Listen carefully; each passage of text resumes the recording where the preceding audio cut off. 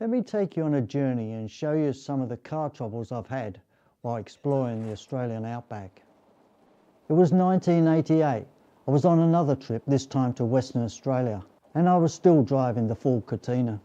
The road to Marble Bar was dirt, but I was able to maintain speeds between 80 and 90 kilometres per hour for most of the trip, except when I encountered the odd dry creek crossing and scraped the bottom of the car because I was travelling too fast.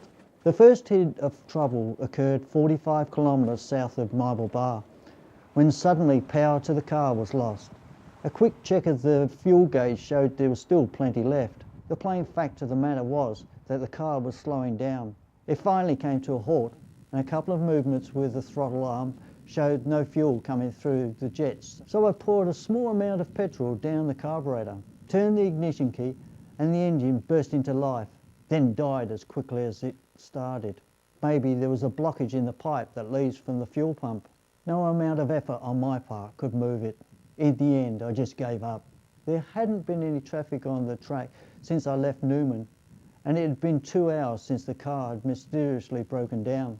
From the south, I saw dust rising from the air, which was a sign that somebody else actually did use this track. A Toyota four-wheel drive vehicle came into view.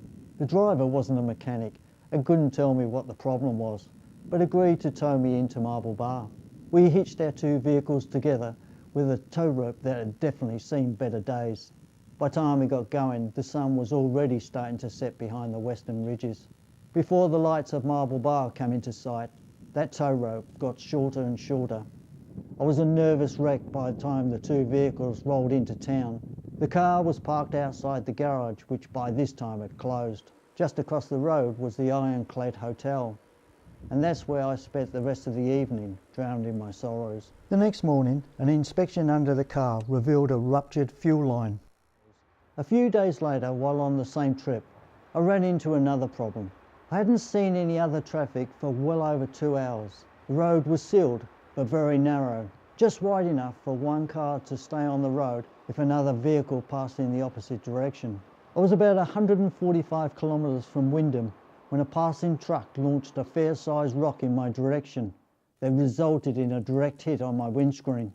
The sight and sound of glass changing to the crazy pattern typical of a smashed windscreen is never welcomed. But it's even more of a worry when you can't find a town that actually has your model windscreen in stock. At each town I made inquiries, the answer was always the same. It would be a number of days before they could transport a replacement in.